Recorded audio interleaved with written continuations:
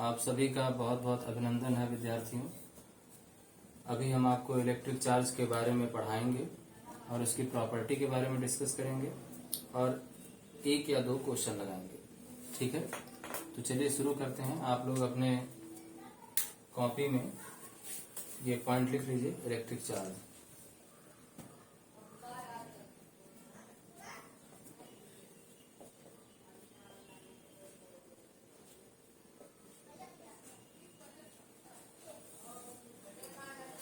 देखिए, चार्ज एक ऐसी फिजिकल क्वांटिटी है जो कोई फिजिकल अपीयरेंस नहीं रखता है। मतलब यह है कि कोई फिजिकल टच नहीं रखता। जैसे ये मार्कर को हम छू के महसूस कर सकते हैं, वैसे हम चार्ज को छू कर महसूस नहीं कर सकते हैं। लेकिन अगर चार्ज किसी बॉडी पर है तो वह बॉडी इलेक्ट्रिक और मैग्नेटिक इफेक्ट शो करेगा। मतलब यह है कि charge can produce electric and magnetic effect. चलिए इतना लिखते हैं।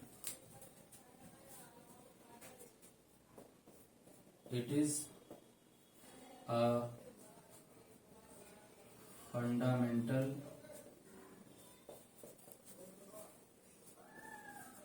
Quantity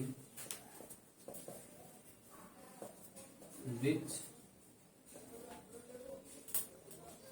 can produce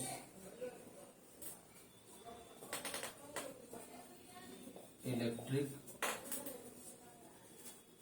and magnetic effect। Electric and magnetic effect को अंडरलाइन कर लें। इसके अलावा कुछ और यूनिक पॉइंट हम आपको चार्ज के बारे में बताते हैं। ठीक है,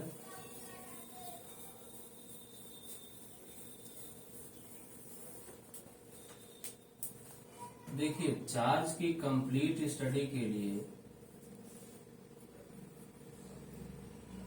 चार्ज को आप शुरू में दो पार्ट में डिवाइड कर सकते हैं। पहला इलेक्ट्रोस्टैटिक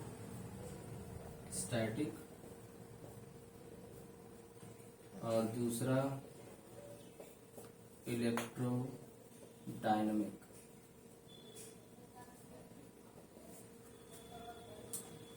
स्टैटिक से मतलब ये है कि चार्ज रेस्ट में है और रेस्ट चार्ज केवल can produce only electric field. मतलब रुका हुआ चार्ज केवल इलेक्ट्रिक फील्ड जनरेट कर सकता है, ओनली। और डायनामिक का मतलब है कि चार्ज मोशन में है। तो मोशन की जब बात आएगी तो तुरंत आपके दिमाग में ये ख्याल आएगा, क्योंकि मोशन दो तरीके से हो सकता है, यूनिफॉर्म और नॉन यूनिफॉर्म। तो यहाँ दो केसेस को हम लोगों को कंसीडर करना है। पहला कि अगर चार्ज यूनिफॉर्म मोशन में है,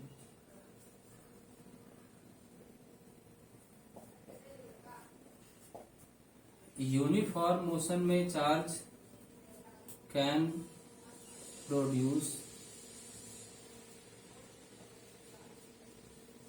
इलेक्ट्रिक एंड मैग्नेटिक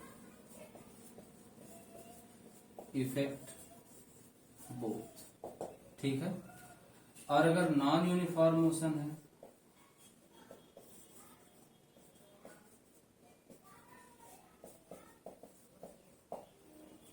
इस केस में चार्ज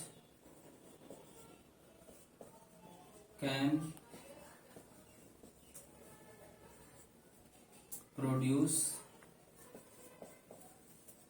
इलेक्ट्रिक इफेक्ट। ध्यान से सुनना है आपको। इलेक्ट्रिक इफेक्ट, मैग्नेटिक इफेक्ट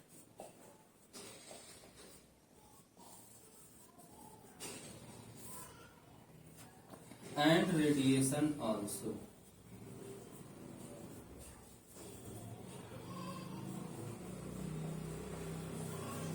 ठीक है, तो चार्ज की कंप्लीट स्टडी करने के लिए इन तीन पार्ट से हमें गुजरना होता है। ठीक है, अब इसके बाद हम आपको चार्ज की प्रॉपर्टी बताने जा रहे हैं। Okay,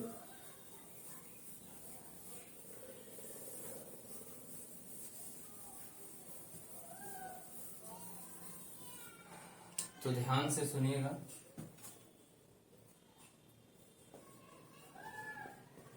property of charge. कुछ प्रॉपर्टी बहुत कॉमन है, आप छोटे क्लास में ऑलरेडी सुने होंगे। पहला पॉइंट यह है कि चार्ज स्केलर है, it is a scalar quantity. ध्यान देना, चार्ज एक स्केलर क्वांटिटी है। दूसरा, आप जानते हैं कि it is of two types only, two types only. कौन कौन से?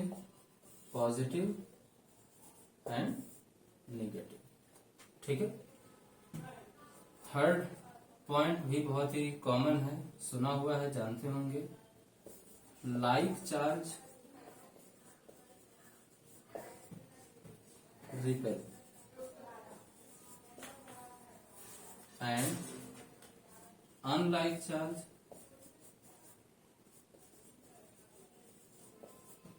attract to each other.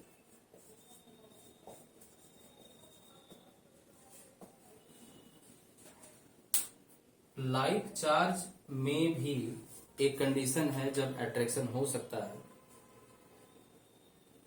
और वो ये है कि जैसे दो बॉडी हैं, दोनों पे सेम नेचर के साथ चार्ज है, दोनों पे पॉजिटिव मान लो। अगर एक पर बहुत अधिक अमाउंट में पॉजिटिव चार्ज हो, मतलब पॉजिटिव चार्ज का मैग्नीट्यूड एक बॉडी पे बहुत ज्यादा हो, दूसरे बॉडी पे बहुत ही कम, तो उस केस में दोनों बॉडी के बीच में अट्रैक्शन हो सकता है, क्योंकि जिस बॉडी पे ज्यादा चार्ज है वो इंडक्शन प्रोसेस से दूसरे बॉडी पे अपोजिट चार्ज क्रिएट कर लेगा, उसके बाद उसको खींच लेगा। ठीक है, ये थोड़ा अलग पॉइंट है, इसको हम लोग नेक्स्ट वीडियो में और डिटेल में डिस्कस कर लेंगे। ओके, तो पहला प्रॉपर्टी आपका क्या था कि चार्ज एक स्केलर क्वांटिटी है। दूसरा, चार्ज दो टाइप का होता है, पॉजिटिव और negative. Third, like charge repel करते हैं, अनलाइक चार्ज अट्रैक्ट करते हैं। ठीक है, अब इसके आगे चलते हैं।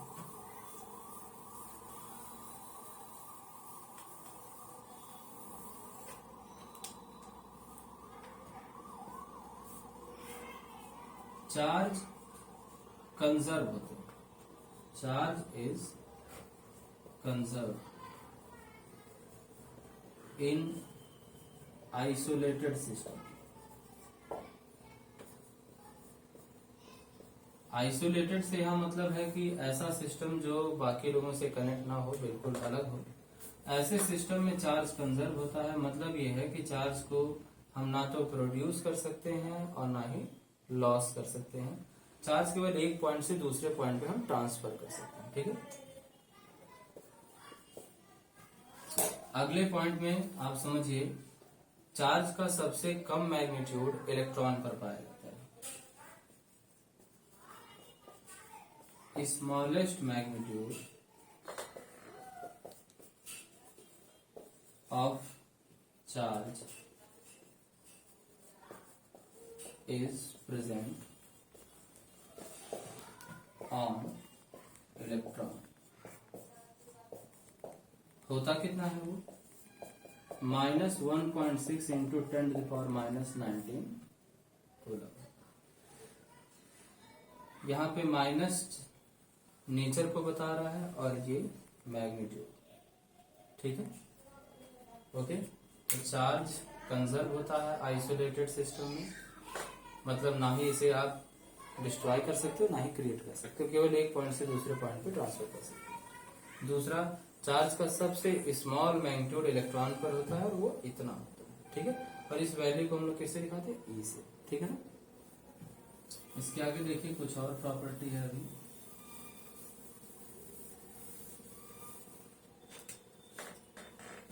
ये जो नेक्स्ट प्रॉपर्टी है ये इम्पोर्टेंट है, इस पे न्यूमेरिकल बनते हैं। ओके तो प्रॉपर्टी ये है कि ऑन एनी ऑब्जेक्ट चार्ज, जिसे हम अक्सर Q से दिखाते हैं, always exist in multiple of charge on electron. इसका मतलब ये है Q इक्वल टू N। ठीक है, यहाँ पे N का वैल्यू 0, 1, 2 ऐसे करके कुछ भी हो सकता है। ठीक है, Q ये बॉडी पे टोटल चार्ज है, N की वैल्यू ये हो सकती है और E का वैल्यू इसके पहले अभी हम लिखे।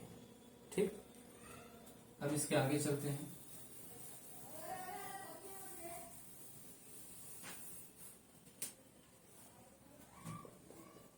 अगर किसी बॉडी से इलेक्ट्रॉन का लॉस होता है, लॉस ऑफ इलेक्ट्रॉन, तो उस बॉडी पर पॉजिटिव चार्ज आएगा।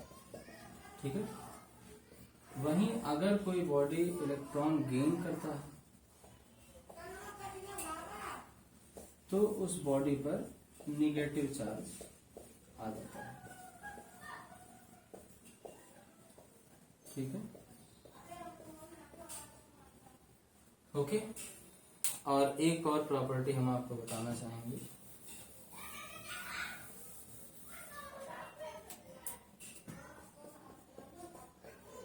Charge is invariant.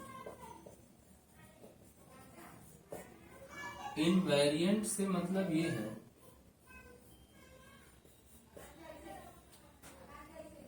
जैसे बहुत सारी क्वांटिटी ऐसी हैं जो फ्रेम ऑफ रेफरेंस पे डिपेंड करते हैं।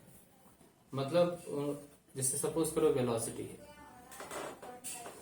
आप इमेजिन करो अगर कोई बर्ड, कोई चिड़िया अगर उड़ रही है और उस उड़ते हुए चिड़िया को दो लोग ऑब्जर्व कर रहे हैं, एक जो ऐसे नॉर्मली ग्राउंड पर है और दूसरा सपोज करो एक ट्रेन में है, बैठा हुआ, ट्रेन चल रहा है, वो देख रहा है। दोनों लोग उसी बर्ड को देख रहे हैं।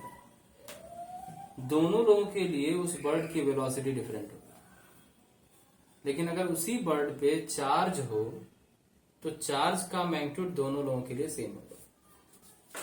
मतलब यह है कि charge does not depends on frame of reference. ऐसे क्वांटिटी को हम इनवेरिएंट कहते हैं। ठीक है, ओके। तो अभी के लिए इतना ही।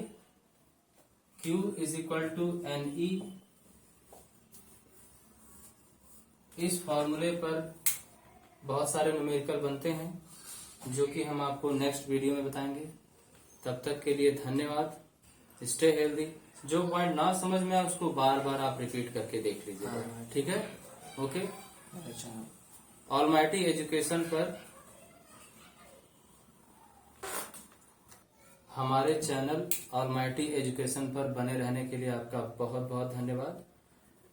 और सबको, सभी के पास सही जानकारी पहुंचे, इसके लिए इस चैनल को लाइक करें, सब्सक्राइब करें। बहुत बहुत धन्यवाद। और अपने दोस्तों तक इसको भेजें ताकि वो भी समझें, जानें कि सही नॉलेज क्या है। धन्यवाद, नमस्कार।